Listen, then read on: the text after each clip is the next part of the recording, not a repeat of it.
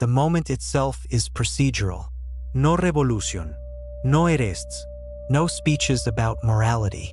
A regulation passes quietly, globally, almost experimentally. From now on, any elected official or government representative is physically incapable of lying or withholding information while speaking in an official capacity. No spin, no omissions, no classified loopholes disguised as necessity. If asked, they must answer. Not perfectly, not wisely, but truthfully. First, nothing explodes. Press conferences proceed as usual. Cameras roll. Reporters ask familiar questions. Politicians open their mouths and hesitate. The hesitation is the first sign. Answer arrive slower. Words are chosen carefully, then abandoned. Long pauses fill the air where rehearsed phrases once lived. Viewers sense discomfort but cannot yet explain why. Then the first honest answer lands. A finance minister is asked whether a new tax will hurt the middle class. He exhales and says yes, it will. Deliberately, because the budget hole cannot be filled any other way without upsetting donors who matter more politically. The room freezes. There is no outrage yet, just confusion. Journalists laugh nervously, assuming irony. The minister does not smile. He continues, explaining exactly who will benefit, who will lose, and why the decision was made anyway. The clip spreads, not because it is dramatic, because it is unfamiliar. The illusion holds for a few days. People assume this is a mistake, a one-off failure of messaging. Analysts rush to explain context, soften implications, reframe intent. Then it keeps happening. A defense official admits that a military operation has less to do with security and more to do with preserving regional influence. A health minister acknowledges that certain drugs are approved despite known risks because the alternatives would cost too much politically. A president admits that an election promise was never meant to be fulfilled, only to mobilize turnout. The public does not riot. It listens, and listening changes everything. Press conferences become unbearable to watch. Not because they are chaotic, but because they are naked. Every policy is exposed as trade-off. Every compromise is visible. Every national interest is revealed as a hierarchy of priorities. People realize something unsettling. Politics was never broken. It was functioning exactly as designed. Trust does not collapse immediately. It fractures. Some citizens feel vindicated. They always suspected this. Others feel betrayed not by corruption, but by clarity. Knowing the truth is heavier than imagining it. Approval ratings swing wildly, not along ideological lines, but emotional ones. Politicians who speak calmly about cruel necessities are despised by some and respected by others. Charisma loses power. Comforting lies are no longer available. Elections change tone overnight. Debates are no longer about visions. They are about consequences. Candidates cannot promise universal benefit. They must state who will suffer and why. Voters are forced into adult decisions rather than symbolic alignment. Turnout drops, then spikes. People either disengage completely or become obsessively involved. There is no middle ground when illusion disappears. Governments struggle internally. Meetings are shorter and more brutal.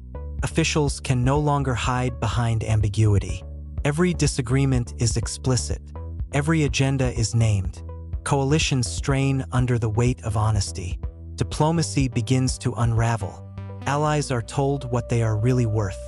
Rivals are told exactly why they are tolerated. Treaties are revealed as temporary conveniences rather than shared values. Smiles vanish from summits. War becomes harder to justify. Not impossible, but harder. Leaders must say out loud how many will die, what will be gained, and who will profit. Public support becomes fragile when blood is priced honestly. Some conflicts end abruptly. Others accelerate. Because truth does not make people peaceful. It makes them decisive. Markets react violently. Investors are no longer reassured by optimism. They hear about risks that were always there but never acknowledged. Bubbles burst faster. Crashes come earlier. Stability becomes rarer but more real. The economy feels less hopeful and more accurate. Citizens change behavior. They stop projecting ideals onto leaders. They begin judging outcomes instead of intentions. Cynicism fades, not because people trust more, but because disbelief is no longer useful. Children watch the news and ask different questions. Not who is good, but who is honest about harm. Education shifts. Civics classes abandon heroic narratives. They teach power as management of loss. Students learn that governance is not about solving problems, but choosing which problems to live with. This knowledge matures some. It hardens others. The first real crisis arrives months later. A massive infrastructure failure. A choice must be made. Save one region or another. The Prime Minister goes on air and explains exactly why one population will be sacrificed to preserve the system as a whole.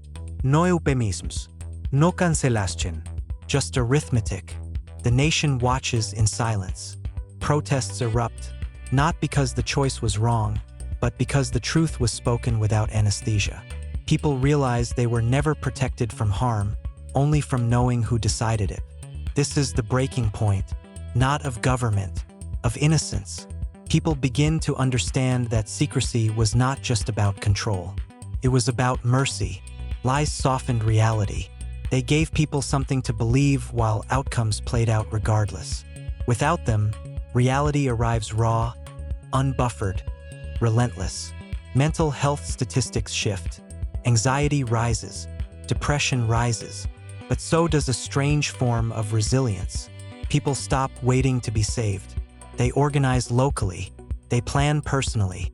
They stop outsourcing hope to leaders who can no longer provide it. Politics loses its theater. It becomes administration of damage. The most unsettling realization spreads slowly, without slogans or outrage. Truth does not liberate automatically. It burdens. It forces citizens to carry the weight of decisions they once delegated emotionally. It removes the comfort of blaming lies when outcomes hurt. And as the world adjusts to leaders who can no longer protect the public from reality, one truth becomes impossible to avoid. The lies were not just for the benefit of the powerful. They were for the survival of the governed. This was not transparency. It was exposure, a fundamental loss.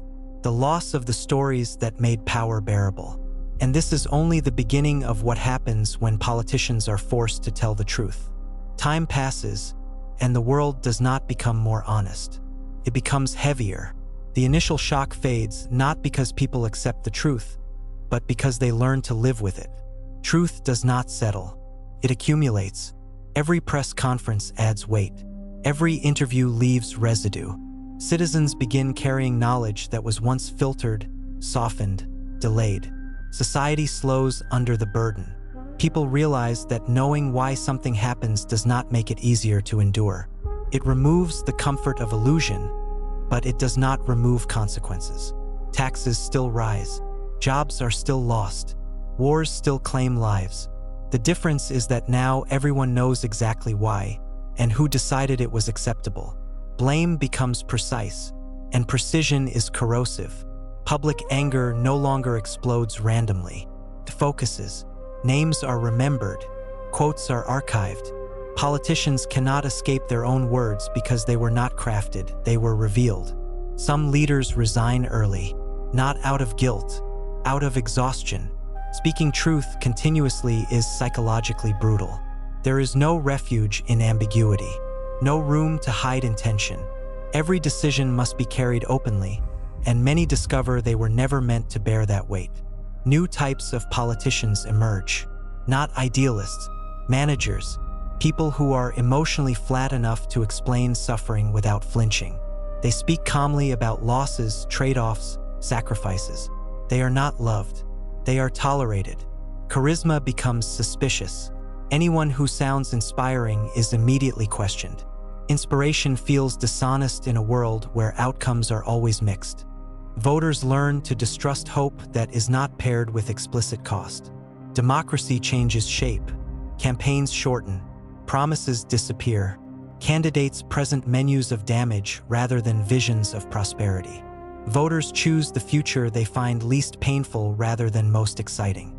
Turnout stabilizes at a lower level. Participation becomes deliberate, not emotional. Those who vote do so grimly. Those who don't stop caring entirely. The media struggles.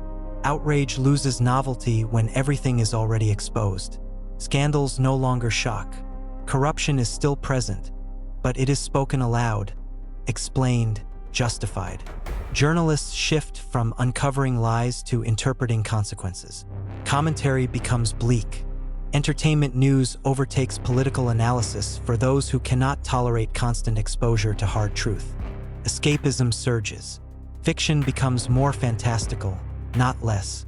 People need places where reality does not intrude. International relations harden. Allies know exactly how disposable they are. Treaties become transactional documents with expiration dates acknowledged upfront. Trust is replaced by clarity. Cooperation becomes brittle but honest. Global institutions weaken. They were built on polite fictions, shared values, mutual respect, collective destiny. When leaders must say openly that power, resources, and leverage are the real drivers, idealistic frameworks collapse. Some conflicts end. Others become inevitable. War does not disappear in a truthful world. It becomes more deliberate. Leaders explain civilian casualties in advance. They justify them mathematically. Public support is harder to sustain, but opposition is also harder to mobilize when people understand the alternatives clearly. Moral clarity does not increase. Moral fatigue does. Citizens experience a slow psychological shift. They stop asking whether politicians are good people. They start asking whether they themselves are willing to accept the outcomes those politicians describe honestly. Responsibility leaks downward. You can no longer say, "They lied to us. They told you, and you stayed." This creates a new kind of guilt, one that does not target power, but participation. Some people disengage entirely. They stop watching the news, stop voting, stop caring. Not out of apathy, but self-preservation. Constant truth feels like a low-grade trauma. Others radicalize. If the truth is ugly, they decide, then it must be reshaped by force. Extremism grows not from lies, but from clarity without compassion. When systems explain openly why they cannot protect everyone, some people decide the system has forfeited legitimacy. Transparency does not create harmony. It sharpens division. Education adapts again. Students are taught that governance is not about justice, but about allocation of suffering. Ethics classes shift from ideals to thresholds. How much harm is tolerable and to whom? This produces adults who are realistic. And colder, the idea of serving the people erodes. Leaders now say openly which people they serve and why. Marginalized groups no longer wonder if they were forgotten. They are told directly that they were deprioritized. Representation becomes symbolic. Policy becomes arithmetic. Mental health declines in subtle ways, not through panic, through resignation. People stop expecting fairness. They stop being surprised by cruelty. Cynicism deepens, but it is no longer loud. It is quiet, mature, tired. At the same time, something unexpected happens. Local communities strengthen. When national leaders can no longer lie about limits, people stop expecting them to solve everything.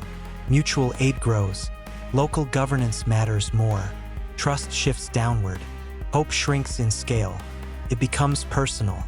By the second generation, children grow up in a world where political truth is normal. They find the old idea of lying leaders childish, almost obscene. To them, honesty is not shocking. It is boring. What shocks them is how previous generations needed illusion to function. Looking back, historians will not say that forcing politicians to tell the truth destroyed society, nor will they say it saved it. They will say it changed the relationship between power and the human mind.